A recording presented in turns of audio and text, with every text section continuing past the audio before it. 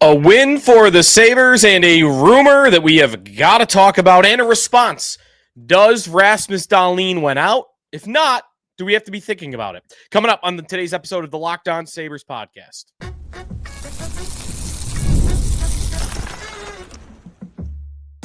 Your Locked On Sabres, your daily podcast on the Buffalo Sabres. Part of the Locked On Podcast Network, your team every day.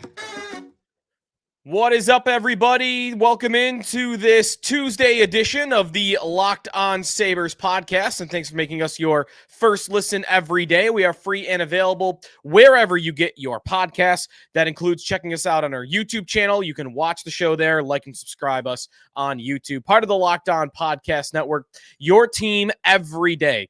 Sneaky Joe DiBiase here on the show. It is a off day for the Buffalo Sabres as they get ready for Detroit tomorrow night. That'll be a TNT game, and we have got a lot to get to on today's episode. We will talk about Sabres and Oilers from last night and the rumor from one, Paul Bissonnette on Rasmus Dahlin, and two, what Rasmus Dahlin had to say about that rumor today on the show. And then really whether we should pay any attention to this idea at all that Dahlin, like we got to be on the clock.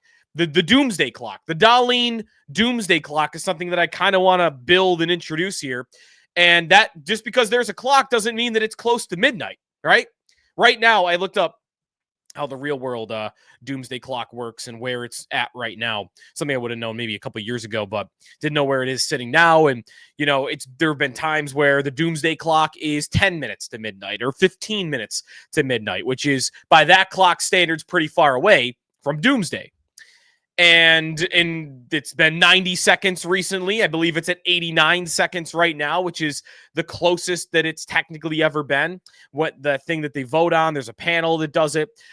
So if we had a Dahlin doomsday clock, and I do want to get one of those, I might not set it close to midnight right now. Maybe it's 10 minutes to midnight. But maybe coming into today, it was 12 minutes to midnight, and we've moved the clock 2 minutes closer because it is year 7. He's never won. He's great. He's a competitor. Dahlin is. And you can't just assume that he's going to roll over forever and watch this organization bungle season after season and not want to change. That doesn't mean it's happening right now, though. So again, more details to get into on that front. Exactly what we heard from both Bissonnette and Dahlin. My thoughts on it all ahead here on today's episode. So stay tuned for that. We will start, though, with the win. The Sabres get the win. They break their 6-game losing streak, and it was against a very tough opponent that, surprisingly, the Sabres have won 4 of their last 5 against in Buffalo. The last 5 trips that Edmonton has made to Buffalo, the Sabres have won 4 of them. And that was true last night as well, and they deserve credit. I thought they played pretty well beginning to end. It was a very good game from Ukko-Pekka Luukkonen. The context of that is he did get a little bit of luck along the way with 4 goalposts hit by the Oilers, including 3 in the first period. But I wouldn't call Luukkonen's night lucky. He got lucky in those moments, but on the overall, I thought Luukkonen was very sharp. I thought he was tracking pucks well. I thought he made some big saves on some big-time players, Draisaitl and McDavid, throughout the game. So I thought Luukkonen was very strong. He was the game's number 3 star in this one, and I thought that was deserved. We saw Josh Norris get his first point as a Buffalo Sabre, and there are a couple of different skills that Norris has that we're going to see pop up here that we're going to learn about. I think number 1 is going to be his shot, but we've not really seen that yet. One of his traits that is really good is his defensive game, and another is his speed. And we saw the speed on display here, beating Evan Bouchard to the puck with his speed and being able to muscle the puck over to Tage Thompson, who had a great finish, the game-winning goal to make it 3-2. Really nice finish from Tage with his second of the night. And the Sabres get the win off that play. Norris was the game's second star, and then Thompson was the game's first star. He's back on his 47-goal pace, which would tie over 82 games. He's not going to play 82 games, so really his pace is a little bit lower than that.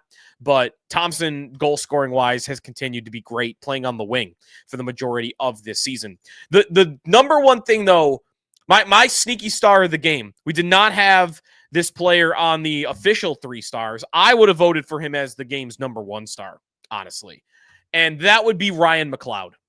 The McLeod, Alex Tuch, Jason Zucker line, tasked with defending McDavid.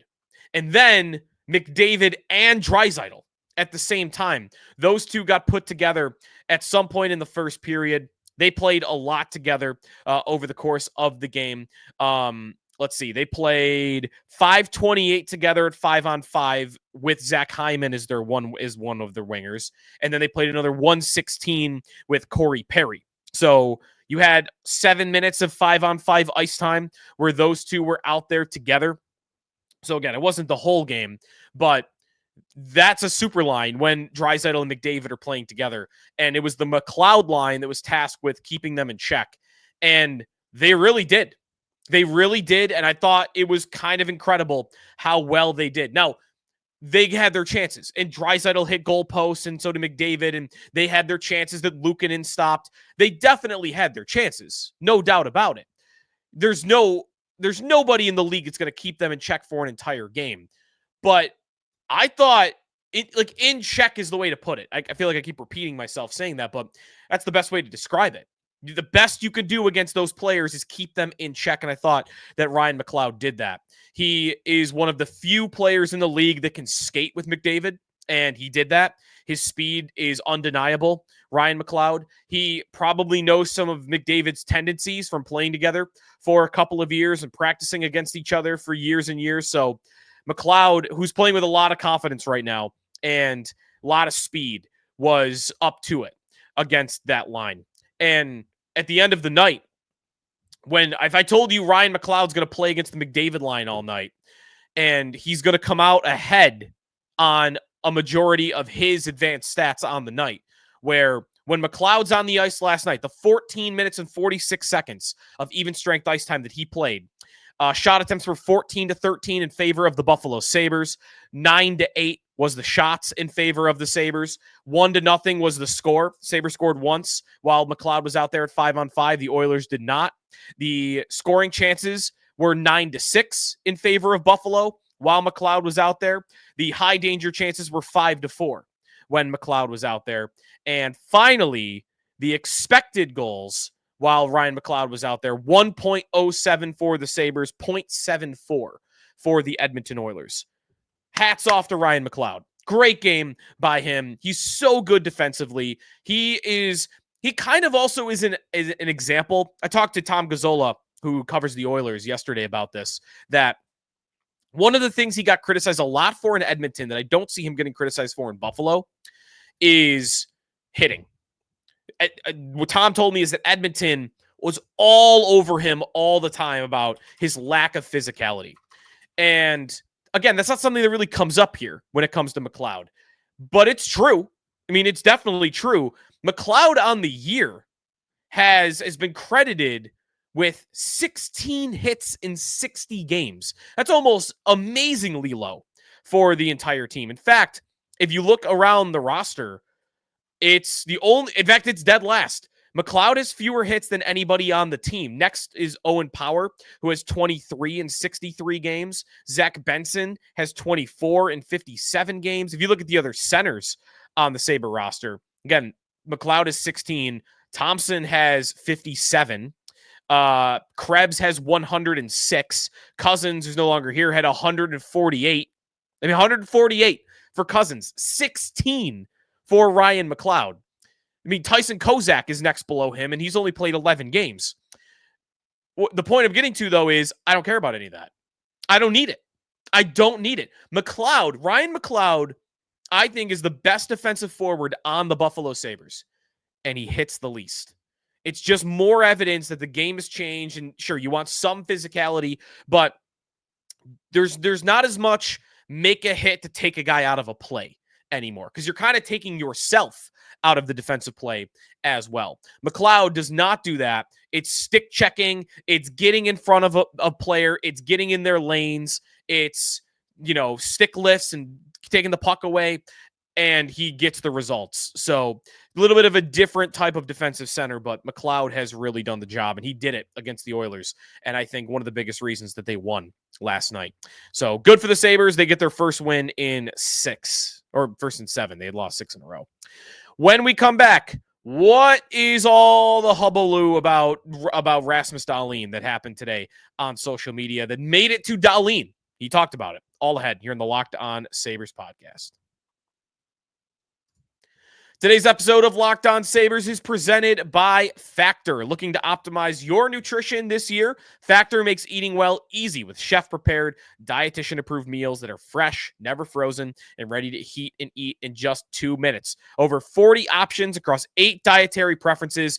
Every week, you can customize your meals to fit your lifestyle, whether it is Calorie Smart, Protein Plus, Keto, many more. Plus, Factor even offers wholesome smoothies, breakfast, grab-and-go snacks to keep you fueled all day long. Love how Factor takes the stress out of meal planning, which can be a lot to do. Convenience is unbeatable. No prep, no mess, just great food in minutes. Eat smart with Factor. Get started at factormeals.com/LockedOnNHL50 off.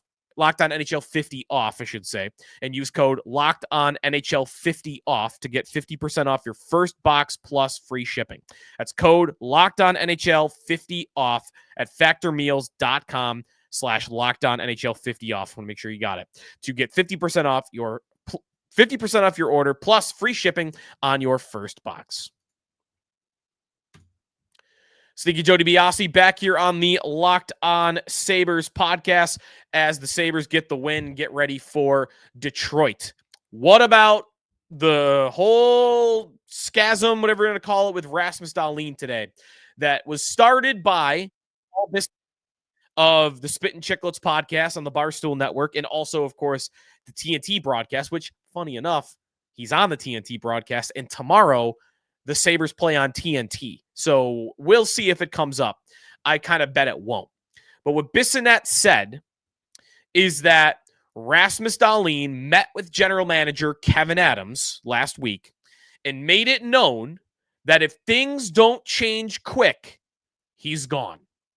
Essentially saying the same thing that was said about Jack Eichel, that was reported about Jack Eichel 4 years ago now, which was, remember, it's always been misinterpreted. It depends actually who you listen to, right? The Buffalo end of things would tell you that, like the Sabres, reporting angle would be that, he demanded a trade. He wanted out.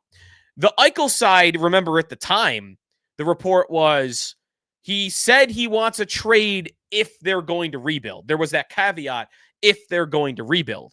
And that's kind of what this sounds like from Bissonnette, that Dahlin is telling Adams, I don't want to trade right now, but get it together, man, because I'm not going to wait around forever for this team to get good. That's how I interpreted what Bissonnette said. But still, makes waves, right? Because, there are steps to this. I tweeted this out, that if we learned anything from the Jack Eichel experience, there are stages to this thing. Stage 1 is a report or a rumor that gets people talking, and many will laugh it off. Stage 2 is when you start, and this will happen, by the way. We're in stage 1 right now, I would say.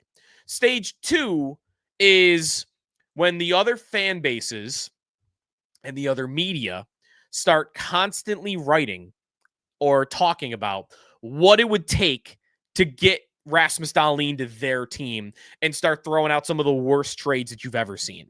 I would say between us first wondering about if Eichel would want out and when Eichel inevitably was actually on the market, there was about a year there of, what if the Rangers traded this garbage pile for Jack Eichel? What if the Montreal Canadiens traded Nick Suzuki for Jack Eichel? You had those one after another. Every team in the league probably wrote one. You had that for about a year before he was actually seen to be on the trade market. That's stage 2. And meanwhile, while all that is happening, you got Sabre fans, me, and others yelling, he's not getting traded. He's not getting traded. You're wasting your breath. Stage 3, to me, is the guy is actually available. And I think we're far away from that with Rasmus Dahlin. You got there eventually with Jack Eichel, and the lesson from that is careful, because stage 3 does come eventually for everybody. If you don't win and you don't figure it out, stage 3 is inevitable. You just don't know when. It could be next year. It could be in 5 years, for all you know. But either way, we're not in stage 3. I think we're in stage 1 when it comes to this Dahlin thing. And you might even say you're more at the front end of stage 1, because that Bissonnette rumor makes it to Dahlin. He gets asked about it in practice today after the fact. The talk was that he wanted to speak to the media. He requested to, even though they had already requested to meet with him. So whatever. Buffalo media wanted to talk to Dahlin. Dahlin wanted to talk to Buffalo media. We got to get that. We got to get a comment out there. So, okay, he talks and he gets the question about whether it's true or not. And what does Rasmus Dahlin say? Rasmus Dahlin says, quote, "I don't know what he's talking about," speaking about Bissonnette. "I have never said I want out of here. I'm not happy with where we're at. I don't want to lose. We have to get better. I've never said I want out of here. I thought that was pretty clear. That bugs me. Actually, I get pissed off by that. I haven't even mentioned the word leave. That's just how it is." That is the Buffalo Sabres captain, Rasmus Dahlin, on the situation and on the rumor from Bissonnette. So, couple of things. And I'm not saying I don't believe Dahlin when I say this. In fact, I would tell you I do believe Dahlin. I believe Dahlin when he says, no, I didn't tell him I want to leave. I believe that. I also believe there is 0.000% chance that if he had said it, he would have told us today. There's 0% chance. No matter what he said, he would have told us, the public. Oh, I didn't say that. Because think if he didn't. If he answered that question in any coy manner or had flat out said, oh yeah, no, I told them.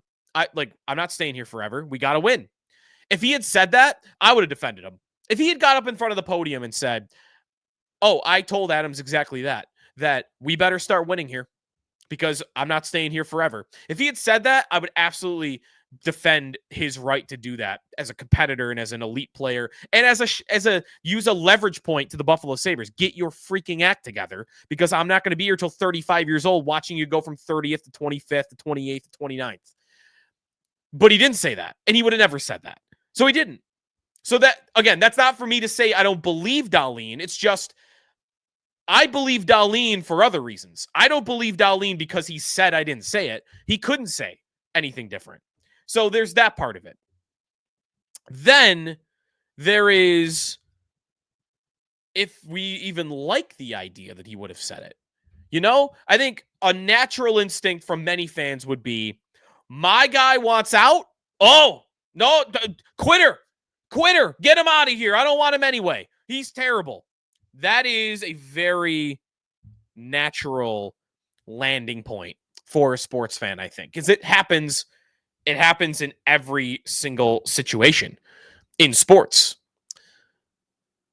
I'm kind of proud, though, that I saw a lot of Sabre fans rallying around Dahlin on social media between the Bissonnette report comment and when Dahlin spoke. The Sabre fans kind of rallied around him as, yeah, this is the Sabres' fault. Good, kind of not quite a go Dahlin, but hold their feet to the fire. That's kind of why I think it got taken in a somewhat positive manner. Is it to me? I'll just tell you how it spoke to me. I don't need to speak for everybody because not everybody thought this way anyway. For me, it spoke as Dahlin being a leader, that he's the captain of the team. He is the best player on the team. And what do you want from your captain and your best player? You want him to hold others accountable, right? Well, for me, I think that goes beyond his own players. I think that should also go beyond the organization above him. And if the organization above him is either not getting the job done or not providing enough resources for the team to improve, which we know could be said about the Sabres because they are always under the cap. And whether it's scouts or whether it's other areas of their hockey department that don't have the resources that other teams do, you could absolutely make that judgment and that criticism of the Buffalo Sabres. So I like the idea in theory, of Dahlin holding the Sabres accountable and saying, you know what? I'm giving it my all to make this team great.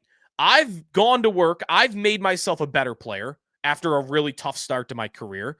I've gotten more physical. I've gotten a bigger body. I'm a guy that defends teammates. I don't, back down from other players. I'm the captain. I called it out.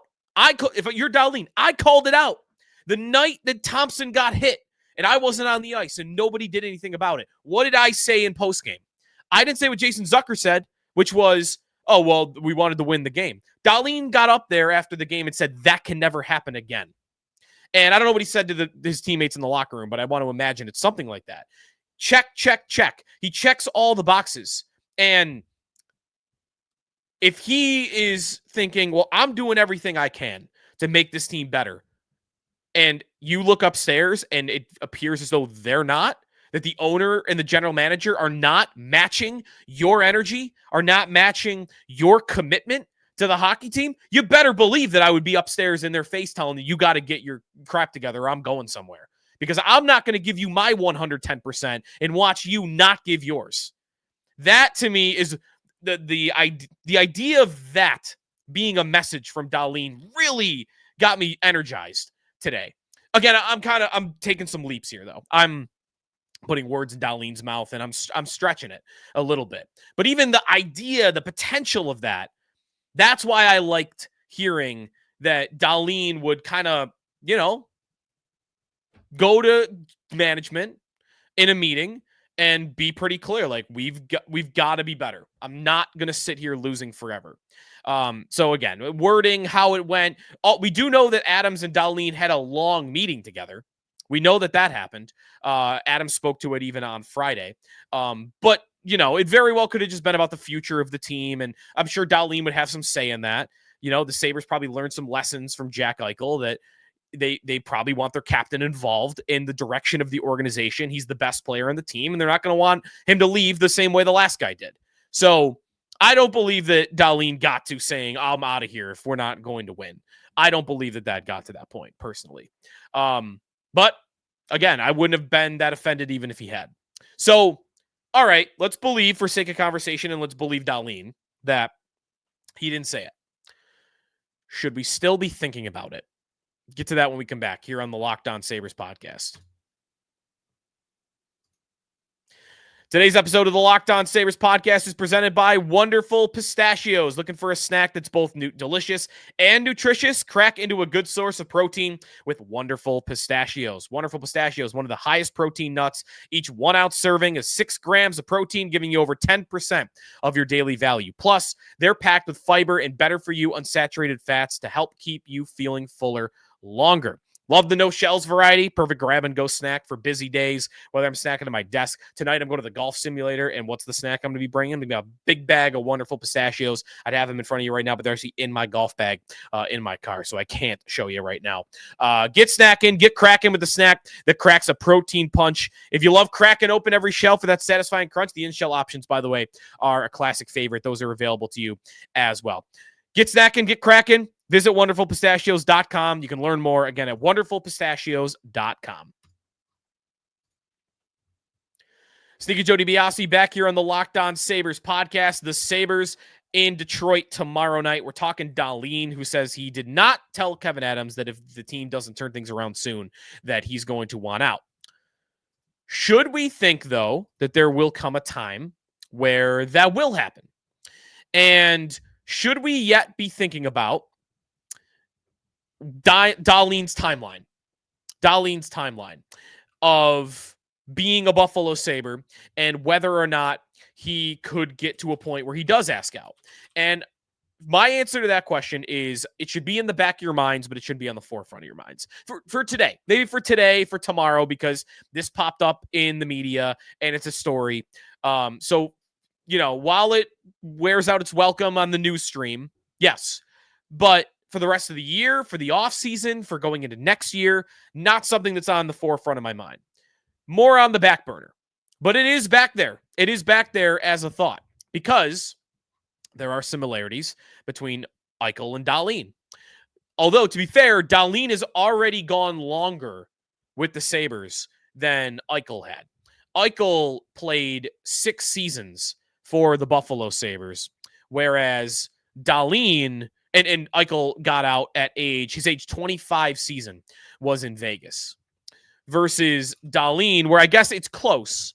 And that's why it's kind of interesting that a rumor popped up today, because this is year 7 for Dahlin, and next year is his age 25 season. So the ages somehow line up where, I don't know if Dahlin was younger, his birthdays, draft years, whatever, that next year, age 25, would be the year that Eichel got out. And next year is Dahlin's age 25 season. They're both under big contracts. They both have many, many years left when this first became a story with Eichel and when it first became a story with Dahlin, even though it's maybe a kind of a fake story right now. So I do think it should be a thought. But again, this is where the tough part comes in. What's the timeline? I would say that if the Sabres have not gotten close to a playoff spot by the end of next year, then we really have something to worry about. That would be my guess, because you already have Dahlin saying on record that he did tell Adams, that we got to turn things around, that it was an honest conversation between the two, and there is a desire on both ends to do that. But after next year, Dahlin will be through his age 25 season. He will be through year 8 with the Buffalo Sabres. And you might have it be lining up with rebuild. Remember, as I said earlier, Eichel only wanted out when the Sabres decided they wanted to rebuild. That Taylor Hall and Eric Stahl, that didn't work, so we're going to tear it all down around you, and then we're going to build it back up. So we're probably not going to be good for 2-3 years. And that's when Eichel wanted out, which I think is completely fair, but he did. So that's what I think I need for Dahlin to want out, is not even just another bad year. It would be another bad year and an indicator that the Sabres want to rebuild again and take 2-3 years before that they're even trying to get good. And then at that point, you're talking about asking Dahlin to go into age 30 before the team could reasonably be great. And then I don't think it's reasonable to expect him to want to sign up for that. So that would be my inclination, is that if they have one more really bad year, not even, you miss the playoffs by a couple of points, and I think you're probably fine. But if you finish 30th next year or 29th next year, then I think you might have a huge problem on your hands. But that, to me, is not a problem to be worried about for the rest of this season. And obviously we have an off season to go and then next year. So a lot will have to happen, I think, for us to get to that point. But keep it on the back burner, because we've seen them do it. We've seen them do it. And I think they've got about a year to really turn things around before it becomes a real story, and the story could turn into reality at some point. So that's where I'm at. All my thoughts emptied out on the idea that Dahlin would want out, even though he did say today that he doesn't. So that's where I'm at. Let me know what you think. You want to chime in? Text Club's a great place to do that. Join subtext.com/LockedOnSabres. Of course, Twitter at Sneaky Joe Sports and Locked On Sabres, and then Blue Sky at Sneaky Joe if you want to do it there as well.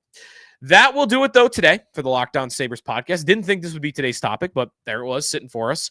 And tomorrow we got Sabres and Red Wings. The Red Wings are still fighting for a playoff spot, but they might be looking like they're going to miss the playoffs again. They have their own drought going, too. So that's tomorrow. We'll get to it. And if you're looking for more league-wide NHL stories, of course, check out Locked On NHL wherever you get your podcasts.